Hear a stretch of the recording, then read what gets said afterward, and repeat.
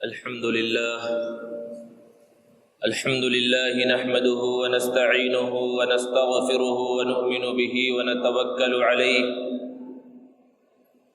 ونعوذ بالله من شرور أنفسنا ومن سيئات أعمالنا من يهده الله فلا مضل له ومن يضلله فلا هادي له ونشهد أن لا إله إلا الله وحده لا شريك له ونشهد أن سيدنا ومولانا محمدا عبده ورسوله صلى الله تعالى عليه وعلى آله وأصحابه وبارك وسلم تسليما كثيرا أما بعد فأعوذ بالله من الشيطان الرجيم بسم الله الرحمن الرحيم فلما بلغ معه السعي قال يا بني إني أرى في المنام أني أذبحك فانظر ماذا ترى قال يا أبت افعل ما تؤمر ستجدني إن شاء الله من الصابرين صدق الله العظيم۔ معزز سامعین کرام، بزرگوں اور دوستوں، ذی الحجہ کے مقدس اور مبارک ایام چل رہے ہیں۔ یہ اتنے مقدس ایام ہیں کہ اس میں ایک دن کا روزہ 1 سال کے روزوں کے برابر ہے، اور ایک رات میں عبادت کرنا شب قدر کے اندر عبادت کے برابر ہے۔ انہی ایام میں اللہ رب العزت نے 2 عبادتیں ایسی رکھی ہیں جو کبھی اور ادا نہیں کی جا سکتی۔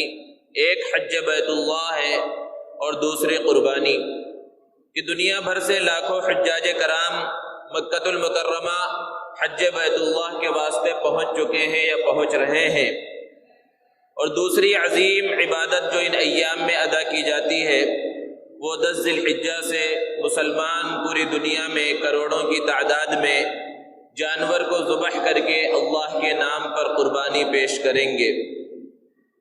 قربانی کی تاریخ بہت قدیم ہے۔ قربانی کی تاریخ اتنی ہی قدیم ہے جتنی قدیم انسانیت کی تاریخ ہے۔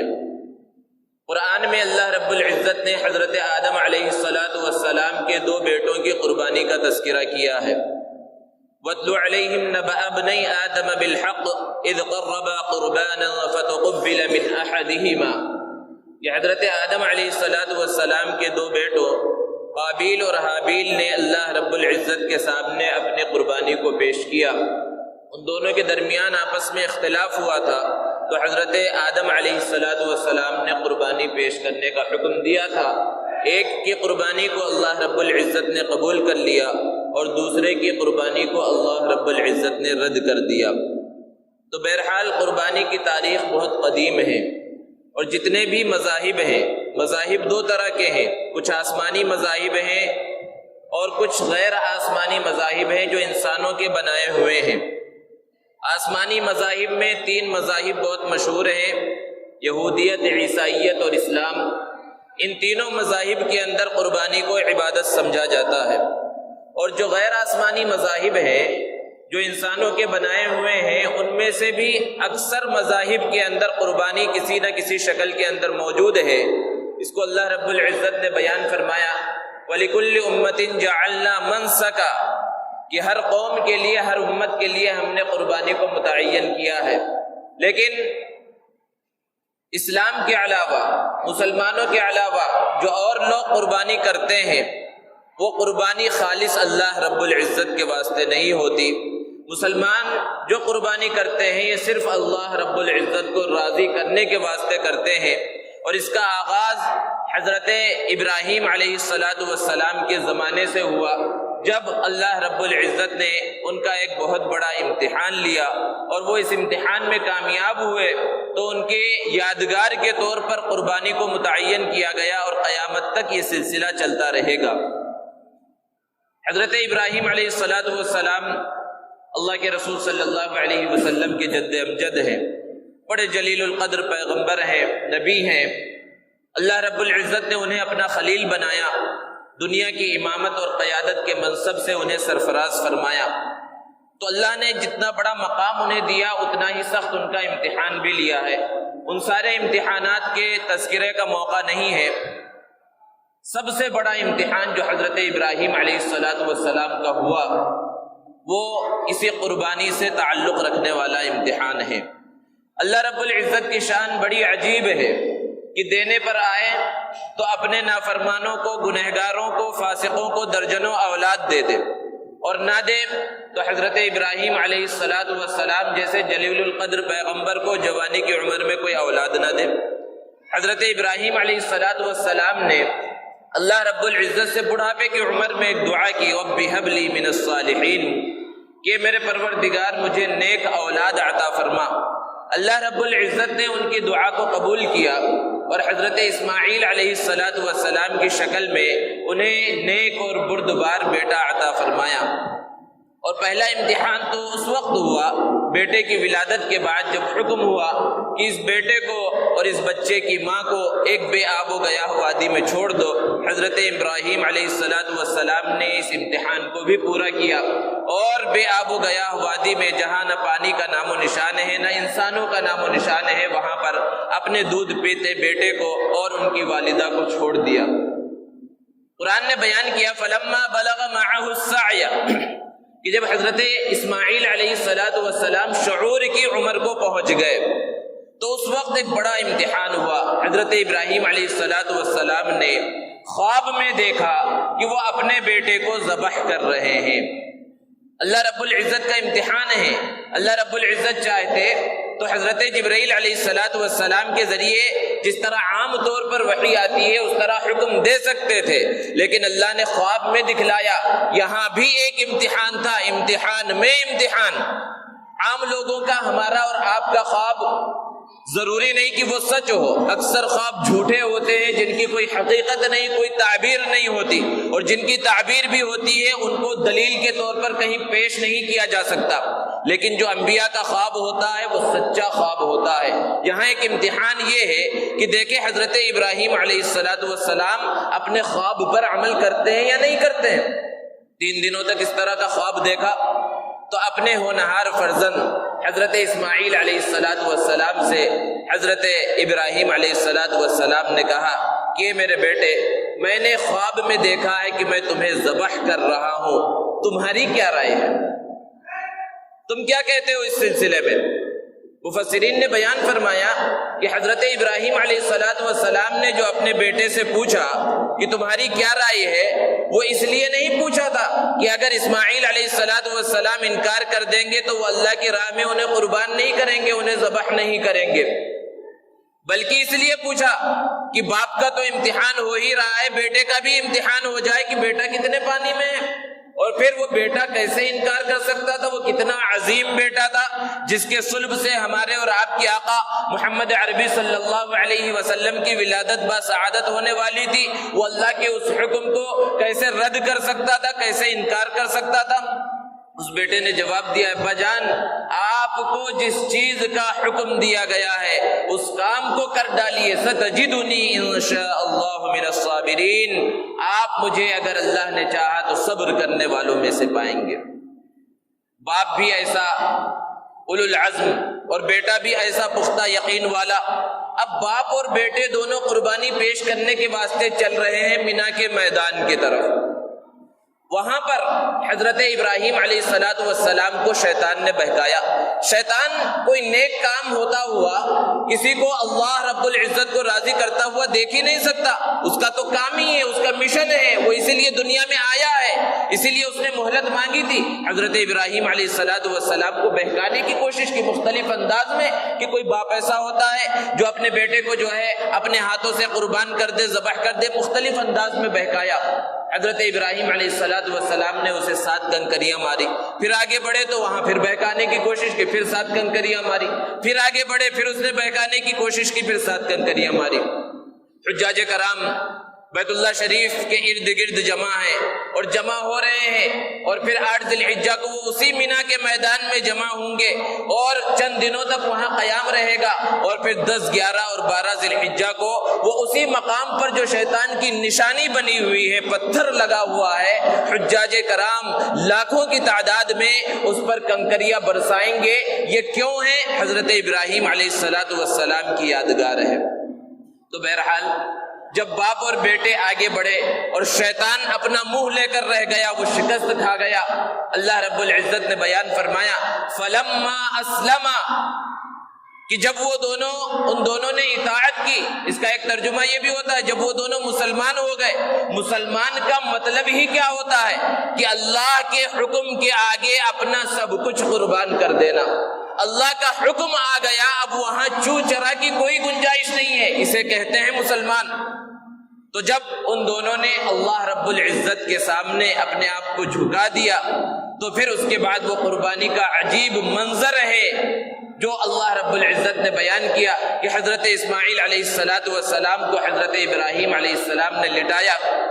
بیٹا کیسا عظیم بیٹا ہے، وہ بیٹا اپنے باپ سے کہہ رہا ہے ابا جان اپنی آنکھوں پر پٹی باندھ لیجئے کہ کہیں میرے چہرے کو دیکھ کر آپ کے دل میں میری محبت نہ پیدا ہو جائے، اور آپ کے ہاتھ میں جو چھری ہے یہ چلنے سے رک نہ جائے، اور مجھے پیشانی کے بل زمین پر لٹا دیجئے۔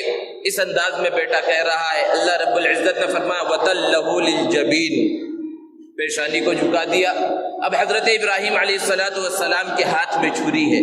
حضرت ابراہیم علیہ السلام وہ چھری اپنے بیٹے کی گردن کے اوپر چلا رہے ہیں۔ انہیں احساس ہوا کہ چھری چلی ہے، اور وہ تو یہ سمجھ گئے کہ اپنے بیٹے کو انہوں نے قربان کر دیا ہے اور قربانی ان کی پوری ہو چکی ہے۔ جو حکم اللہ رب العزت نے انہیں دیا تھا اس حکم کو انہوں نے پورا کر دیا ہے۔ جب آنکھوں سے پٹی کھولی تو دیکھا حضرت اسماعیل علیہ السلام قریب میں بیٹھے ہیں، مسکرا رہے ہیں، اور وہاں ایک دمبا ذبح کیا ہوا پڑا ہوا ہے، اور یہ وہ دمبا تھا جس کو اللہ رب العزت نے حضرت جبرائیل علیہ السلام کے ذریعے بھیجا تھا کہ اسماعیل کو وہاں سے ہٹا دو اور اس دمبے کو وہاں پر رکھ دو، اس سے قربان ہونا ہے۔ مفسرین نے ایک نقطہ یہاں پر یہ بیان کیا کہ جب حضرت اسماعیل علیہ السلام کو قربان کیے جانے کا فیصلہ ہوا اور مسلسل خواب میں دیکھا اور اس کام کے لیے لے کر بھی چلے، تو پھر حضرت اسماعیل علیہ السلام کو بچا کیوں لیا گیا؟ کیوں انہیں قربان نہیں ہونے دیا گیا؟ مفسرین نے اس کا جواب دیا کہ اللہ رب العزت کو تو یہ منظور ہی نہیں تھا۔ اللہ رب العزت کو تو یہ منظور تھا کہ حضرت اسماعیل علیہ السلام کے صلب سے نبی کریم صلی اللہ علیہ وسلم کی ولادت با سعادت ہونے والی ہے، تو اس بیٹے کو قربان کیسے کیا جا سکتا ہے؟ اور اگر وہاں پر اس بیٹے کو قربان کر دیا جاتا، اللہ رب العزت اپنے بندوں کو جاننے والے ہیں، ان کے مزاج کو جاننے والے ہیں۔ اگر بیٹا قربان ہو جاتا تو یہ امت محمدیہ سے بھی یہ سوال ہوتا کہ تم بھی اپنے بیٹے کو قربان کرو، سال میں ایک مرتبہ یا زندگی میں ایک مرتبہ۔ اور اللہ جانتے ہیں کہ ان لوگوں کو اپنی اولاد سے کیسی محبت ہے۔ اللہ رب العزت بڑے رحیم ہیں، بڑے مہربان ہیں، بہت زیادہ شفقت کرنے والے ہیں۔ اللہ رب العزت جانتے تھے یہ بندے یہ کام نہیں کر سکیں گے، اس لیے بھی وہاں حضرت اسماعیل علیہ السلام کا تحفظ کیا گیا، انہیں بچا لیا گیا۔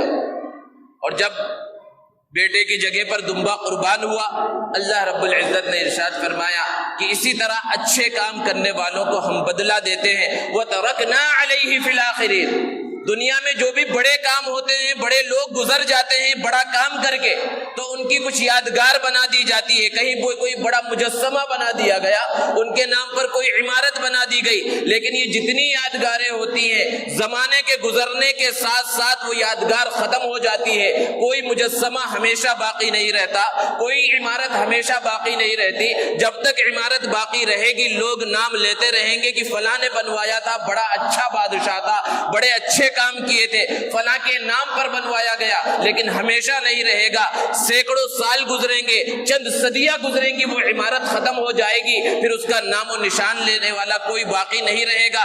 لیکن اللہ نے حضرت ابراہیم علیہ السلام کی یادگار کو، اس عظیم واقعے کی یادگار کو باقی رکھا، اور باقی کس طرح رکھا کہ امت محمدیہ کے ہر صاحب نصاب کو حکم دے دیا کہ تمہیں اسی طرح قربانی کرنا ہے، اور قیامت کی صبح تک حضرت ابراہیم علیہ السلام اور حضرت اسماعیل علیہ السلام کی قربانی باقی رہے گی، ان کی یادگار باقی رہے گی۔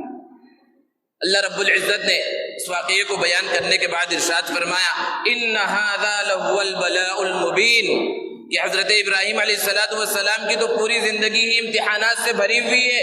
ہم نے بچپن سے ہی ان کا امتحان شروع کیا تھا اور آخر زمانے تک ان کا امتحان چلتا رہا. سارے امتحانات میں وہ کامیاب ہوئے، لیکن اللہ رب العزت فرما رہے یہ پرچہ بڑا سخت تھا، یہ امتحان بہت بڑا امتحان تھا. امتحان دینے والے کبھی جو ہے یہ کہتے بھائی بہت سخت امتحان تھا.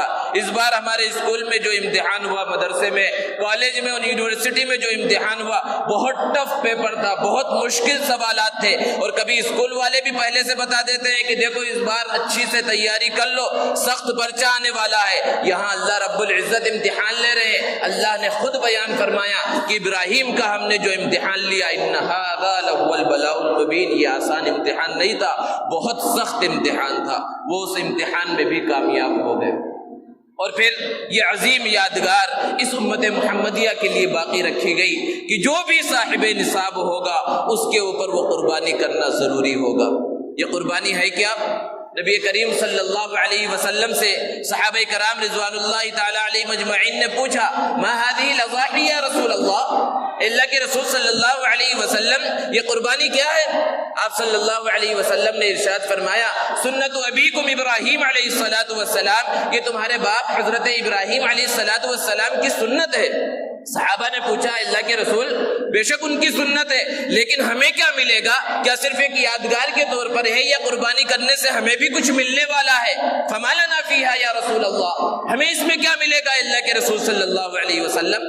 آپ صلی اللہ علیہ وسلم نے ارشاد فرمایا بکل شعرۃ حسنہ، جانور کے بدن پر جتنے بال ہیں ہر بال کے بدلے میں تمہیں ایک نیکی دی جائے گی. صحابہ کرام رضوان اللہ تعالی علیہ مجمعین نے پوچھا اللہ کے رسول اگر کوئی جانور ایسا ہو جس کے بدن پر بال نہ ہو، بہت سے جانور ہوتے ہیں جن کے بدن پر اون کی طرح جو ہے اون ہوتا ہے، بال نہیں ہوتے. صحابہ نے ایک ایک چیز پوچھ کر ساری چیزوں کو ہمارے لیے صاف اور واضح کر دیا.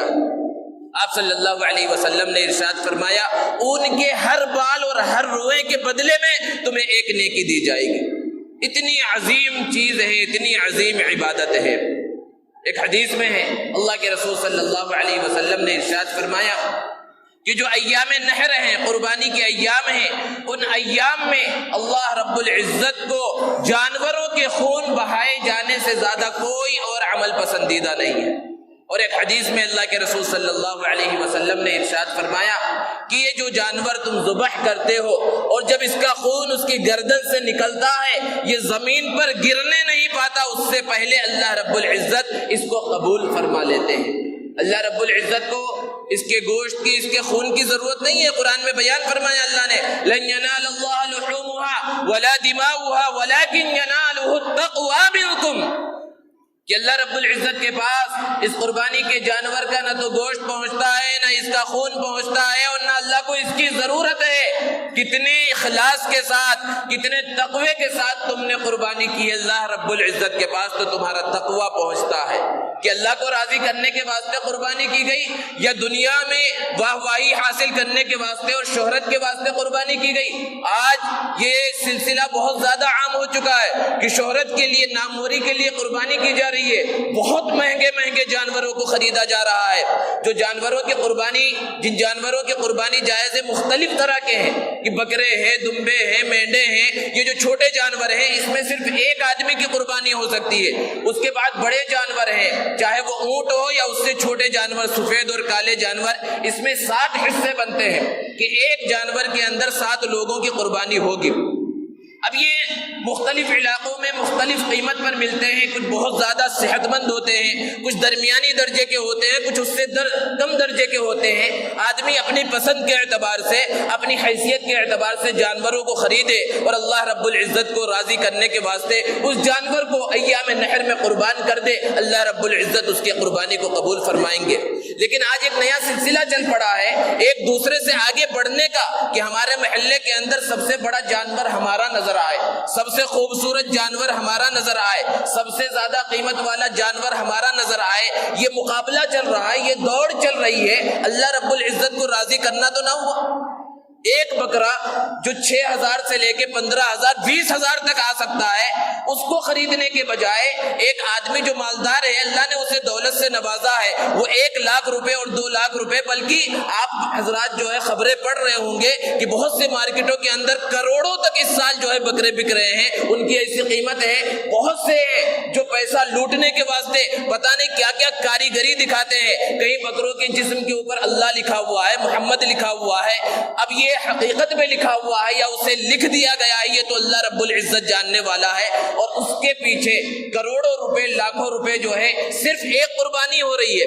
10,000 15,000 کا جانور خریدا جاتا تو بھی ایک ہی شخص کی قربانی ہوتی، 1 لاکھ اور 2 لاکھ روپے کا ایک جانور، ایک بکرا خریدا جا رہا ہے، اس میں بھی صرف ایک ہی آدمی کی قربانی ہوگی۔ تو کیا یہ فضول خرچی نہیں ہے؟ اور یہ شہرت کے واسطے نہیں ہے، یہ دکھلاوے کے واسطے نہیں ہے۔ اللہ نے اگر آپ کو نوازا ہے اور آپ چاہتے ہیں قربانی کرنا ہی چاہتے ہیں، تو آپ کم قیمت کے قربانی کا جانور خریدیے اور 1 لاکھ روپے کے 10 جانور خرید لیجئے، 15 جانور خرید لیجئے اور اس کو قربان کیجئے۔ اور مختلف جو غریب ہیں، بہت سے ایسے لوگ ہیں، قربانی کے ایام آ جاتے ہیں، ہم قربانی کے جانور کو ذبح کرتے ہیں، اس کی کلیجی کھا رہے ہیں، گردے کھا رہے ہیں، گوشت کے الگ الگ اقسام، الگ الگ ڈشیں پکا کر ہم کھا رہے ہوتے ہیں، لیکن اڑوس پڑوس میں، محلے میں کچھ لوگ ایسے ہوتے ہیں جن کے پاس نہ قربانی ہو رہی ہے اور نہ کوئی ان کے پاس بھیجنے والا ہے قربانی کا گوشت، وہ راہ تکتے رہ جاتے ہیں، دروازہ دیکھتے رہ جاتے ہیں کہ کوئی 1-2 بوٹی ہمارے پاس بھی لے کر آ جائے۔ اور بہت سے ایسے علاقے ہیں جو شہر سے باہر ہیں، جہاں مسلمانوں کی زیادہ آبادی نہیں ہے، مالدار مسلمان نہیں ہے، وہاں قربانی نہیں ہو رہی، انہیں پتہ ہی نہیں چل رہا ہے کہ یہ سال میں قربانی بھی ہوتی ہے۔ ان علاقوں کے اندر اگر گوشت بھجایا جائے تو کیا دل پر ہاتھ رکھ کر بتائیے اس کا ثواب اللہ رب العزت کی طرف سے زیادہ نہیں ملے گا؟ تو سب سے بنیادی چیز ہے اخلاص اور تقوی۔ قربانی کے اندر یہ چیز بہت زیادہ ضروری ہے۔ اور آج موبائل فون کے اور کیمرے کے آ جانے کی وجہ سے بہت ساری عبادتوں کے اندر سے روح ختم ہو گئی ہے۔ ہر جگہ کے اوپر کوئی بھی نیک کام کر رہا ہے تو اب اس کی فوٹو نکالنا ضروری سمجھا جا رہا ہے۔ پہلے تو شادی بیاہوں میں یہ خرافات چل ہی رہی تھی کہ ہزاروں لاکھوں روپے دے کر وہاں کیمرہ مینوں کو جو ہے بلایا جاتا ہے اور وہ جس طرح چاہتا ہے جو ہے وہاں پر فوٹوگرافی کرتا ہے، اور کہتے ہیں بھائی مسلمانوں کی شادیوں کے اندر پردے کا بہت اچھا جو ہے انتظام ہوتا ہے، مردوں کا سیکشن الگ ہوتا ہے، عورتوں کا سیکشن الگ ہوتا ہے، مرد حضرات خواتین کے حصے میں نہیں جاتے۔ لیکن ایک آدمی ایسا ہوتا ہے جو بلا جھجک اور بے دھڑک کہیں بھی آ جا سکتا ہے، وہ کیمرہ مین ہے فوٹو نکالنے کے واسطے، اور ہماری خواتین بھی یہ سمجھتی ہے کہ بھائی اس سے تو پردہ ہے ہی نہیں، یہ تو ہے ہی نہیں۔ لیکن اب وہ چیزیں آگے بڑھ کر شادی خانوں سے، فنکشن ہالوں سے نکل کر عبادت گاہوں تک بھی پہنچ گئی ہے، اور کہیں کوئی نیک کام کر رہا ہے تو اب اس کی سیلفی لے رہا ہے، فوٹو لے رہا ہے۔ جیسے کہ ایک محاورہ پہلے مشہور تھا، بھائی نیکی کر دریا میں ڈال، یعنی ایک ہاتھ سے کوئی نیکی کا کام کر رہا ہے تو دوسرے ہاتھ کو بھی پتہ نہ چلے، یعنی اخلاص ہونا چاہیے۔ آج اس محاورے کو بدل دیا گیا ہے، نیکی کر سوشل میڈیا پر ڈال، یعنی ہر چیز کو دنیا کو بتانا ضروری ہو گیا۔ اسی لیے بہت سے حجاج کرام جو حج کرنے کے لیے جا رہے ہیں، عمرہ کرنے کے واسطے جا رہے ہیں، وہ وہاں پر پہنچتے ہیں تو سب سے پہلا فرض اپنا یہی سمجھ رہے ہیں کہ کعبۃ اللہ کے دامن میں، کعبۃ اللہ کے سائے میں، یہ جس جگہ پر جو مقدس مقامات ہے، اپنی فوٹو پہلے لیں اور وہاں جو ہے وہاں سے سوشل میڈیا پر، فیس بک پر اور اس پہ بھیج دیں اور لوگوں کو بتلائیں۔ اللہ رب العزت کو بتلانا مقصود نہیں ہے۔ رشتہ داروں کو جب تک فوٹو نہیں بتلائیں گے، کیا وہ نہیں سمجھیں گے کہ فلاں عمرہ کے واسطے گیا اور حج کے واسطے گیا؟ عبادت کی روح ختم ہو گئی ہے۔ تصویر کا کھینچنا ناجائز اور حرام ہے۔ بعض علماء جو یہ کہتے ہیں کہ ڈیجیٹل تصویر جائز ہے، کیا ان سے معلوم کیجئے کہ کیا بغیر ضرورت کے اور یوں ہی خامخواہ کیا وہ جواز کا فتویٰ دیتے ہیں؟ وہ ایسے مواقع پر جو عبادت کے مواقع ہیں، حج اور عمرہ، اور پھر خاص طور سے یہ قربانی کا موقع ہے، پہلے ہی ہندوستان کے حالات جو ہے ان سب حالات کے اعتبار سے صحیح نہیں ہے۔ اس کے بعد جو ہے قربانی کا جانور لایا گیا، اب اس کے ساتھ الگ الگ پوز بنا کر الگ الگ انداز میں تصویریں کھینچی جا رہی ہے، یہاں تک کہ جب قربانی کا جانور ذبح کیا جا رہا ہے تو اس وقت بھی خون نکل رہا ہے، ذبح کیا جا رہا ہے، اس وقت کی جو ہے فوٹو بنائی جا رہی ہے، اور وہاں چھری کے ساتھ جو ہے الگ الگ پوز بنا کر منہ ٹیڑھے کر کے جو جو ہے فوٹو کھینچی جا رہی ہے، گوشت کاٹ رہے ہیں وہاں پر فوٹو کھینچی جا رہی ہے، یہ عبادت کی روح کو ختم کرنا نہیں ہے، اس کے اندر تقویٰ ہے، اخلاص ہے، ان سب چیزوں سے بچنے کی ضرورت ہے۔ خالص اللہ رب العزت کو راضی کرنے کے واسطے قربانی کی جائے، اور یہ جو فوٹوگرافی ہے اور یہ سیلفی کھینچنا ہے، ان سے اپنی عبادتوں کو بالکل الگ رکھا جائے۔ خاص طور سے قربانی کی جو عبادت ہے ان سب چیزوں سے بچا جائے، اور سوشل میڈیا پر شیئر کرنے سے اس کو حالات کے اعتبار سے بچا جائے، اور شرعی اعتبار سے بھی بچنے کی ضرورت ہے ان سب چیزوں سے۔ تو بہرحال یہ قربانی ہے اور اس کے یہ فضائل ہیں۔ نبی کریم صلی اللہ علیہ وسلم نے خود قربانی کی، جب سے اللہ کے رسول صلی اللہ علیہ وسلم مدینہ پہنچے ہر سال قربانی کیا کرتے تھے اللہ کے رسول صلی اللہ علیہ وسلم۔ حضرت فاطمہ الزہرا رضی اللہ تعالی عنہا کے بارے میں اللہ کے رسول صلی اللہ علیہ وسلم نے ارشاد فرمایا کہ فاطمہ، اپنی قربانی جہاں پر تمہاری قربانی کو ذبح کیا جا رہا ہے وہاں پر اگر ممکن ہو تو وہاں پر کھڑی رہا کرو، یہ اللہ کے رسول صلی اللہ علیہ وسلم کی تعلیمات ہیں۔ اور یہ اس امت محمدیہ کے اوپر اللہ رب العزت کا بہت بڑا فضل ہے کہ اللہ رب العزت نے قربانی کا حکم دیا، اور ایک صاحب نصاب آدمی قربانی کرتا ہے وہ اللہ رب العزت کے دربار میں خون زمین پر گرنے سے پہلے قبول بھی ہو جاتا ہے، اور پھر مزے ہی مزے ہیں کہ اس قربانی کے گوشت کو وہ کھا بھی سکتا ہے۔ پہلی امتوں میں بھی قربانی تھی، لیکن آپ قرآن کو اٹھا کر دیکھیے اور احادیث مبارکہ کو اٹھا کر دیکھیے، وہ جو قربانی پیش کرتے تھے اس قربانی کو استعمال کرنے کی اجازت نہیں تھی۔ حضرت آدم علیہ السلام کے بیٹوں نے قربانی پیش کی، جس کی قربانی قبول ہوئی آسمان سے آگ آئی اور اس قربانی کو جلا دیا، قربانی جل جائے یہ اس کے قبول ہونے کی علامت ہوتی تھی۔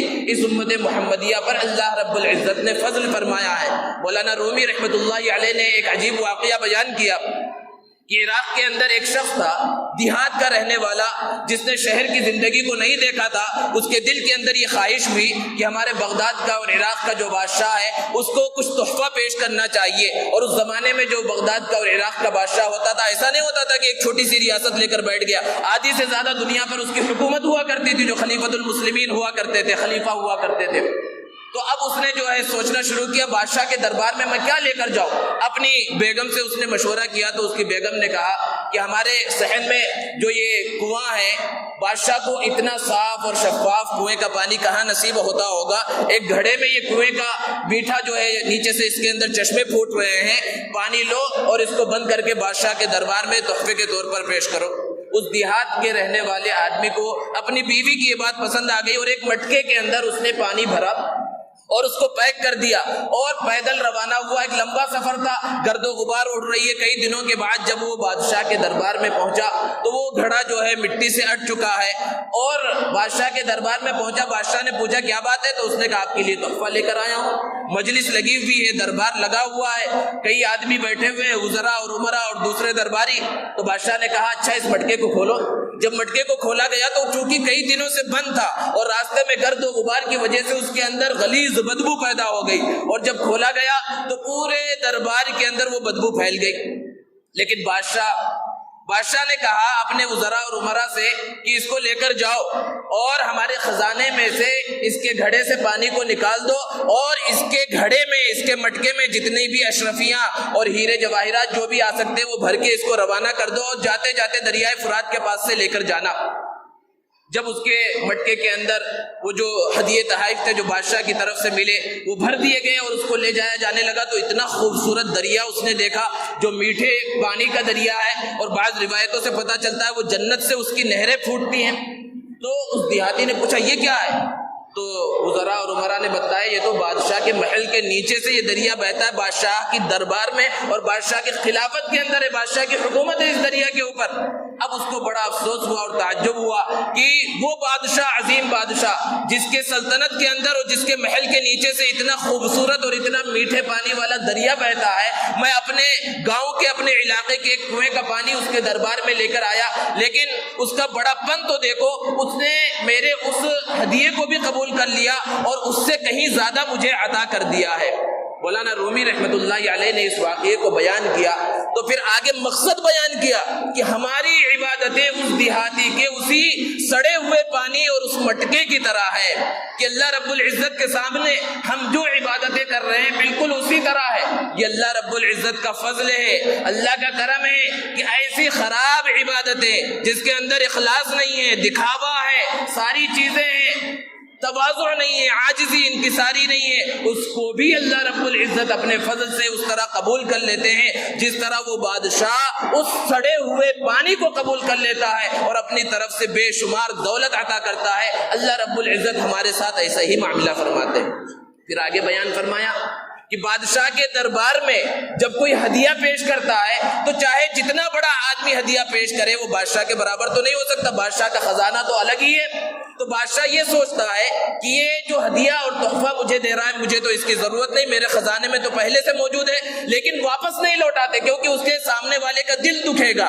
ہدیے کو قبول کرنے کے لیے کیا کرتے ہیں، اپنا ہاتھ اس پر رکھ دیتے ہیں اور کہہ دیتے ہیں کہ اس کے زیادہ حقدار تم ہی ہو، تم ہی اس کو لے کر چلے جاؤ۔ قربانی میں اللہ رب العزت ہمارے ساتھ یہی معاملہ کرتے ہیں کہ اللہ رب العزت کے سامنے ہم جانور کی قربانی پیش کر رہے ہیں، جس طرح بھی پیش کر رہے ہیں، اللہ رب العزت نے گویا اس پر اپنا ہاتھ رکھ دیا اور کہا ہم نے تمہیں اجر و ثواب خوب عطا کر دیا ہے، اب اس کو کھاؤ بھی تم، یہ تمہارے ہی واسطے ہے۔ یہ سب اللہ رب العزت کا فضل ہے، اللہ کا کرم ہے۔ تو اللہ رب العزت نے نبی صلی اللہ علیہ وسلم نے جس انداز میں قربانی کا حکم دیا ہے اس انداز میں قربانی کرنے کی کوشش کرنی چاہیے۔ قربانی اکثر ائمہ کے نزدیک واجب ہے، اور کس پر واجب ہے؟ جو صاحب نصاب ہو۔ صاحب نصاب شخص سے مراد یہ ہے کہ جس کے پاس 52.5 تولہ چاندی کی مقدار رقم ہو کسی بھی شکل میں جو اس کی اصلی ضرورت سے زائد ہو، اور ایام قربانی میں وہ اتنی مالیت کا مالک بن گیا تو اس کے اوپر قربانی کرنا واجب ہے۔ زکوٰۃ کے فرض ہونے میں اور قربانی کے واجب ہونے میں بہت بڑا فرق ہے۔ زکوٰۃ کی فرضیت کے لیے بہت سارے شرائط ہیں، اس میں مال نامی کا یعنی ایسے مال کا ہونا ضروری ہے جو بڑھنے والا ہو اور اس پر سال کا گزرنا ضروری ہے، لیکن قربانی میں یہ سب شرائط نہیں ہے۔ ایام قربانی 10، 11، 12 ذی الحجہ کے اندر اگر کسی کے پاس اتنا مال آ گیا جو اس کی سامان اصلیہ اور ضرورت اصلیہ سے زائد ہے، اور 52.5 تولہ چاندی جو آج کے ریٹ کے اعتبار سے 22-23 ہزار جو بھی ہوتا ہے اتنا پہنچ جائے تو اس پر قربانی کرنا واجب ہو جاتا ہے۔ اور اصلی ضرورت سے زائد مراد یہ ہے کہ گھر کے اندر بہت ساری چیزیں ہوتی ہیں، ایک گاڑی سے کام چل سکتا ہے، اس کے پاس ایک سے زیادہ گاڑیاں ہیں، گھر کے اندر بہت سے ڈنر سیٹ اور فرنیچر وغیرہ ایسے جس کو استعمال ہی نہیں کیا جاتا وہ رکھے ہوئے اور بہت قیمتی ہیں، تو وہ سب اصلی ضرورت سے زائد میں شمار ہوں گے۔ اسی طرح ٹی وی وغیرہ یہ سب اصلی ضرورت کے اندر شمار نہیں ہے۔ ان سب کی قیمت کو ملا کر اگر وہ 52.5 تولہ چاندی کی مقدار 22,000 23,000 تک پہنچ رہا ہے تو اس شخص کے اوپر اپنی طرف سے قربانی کرنا ضروری ہے۔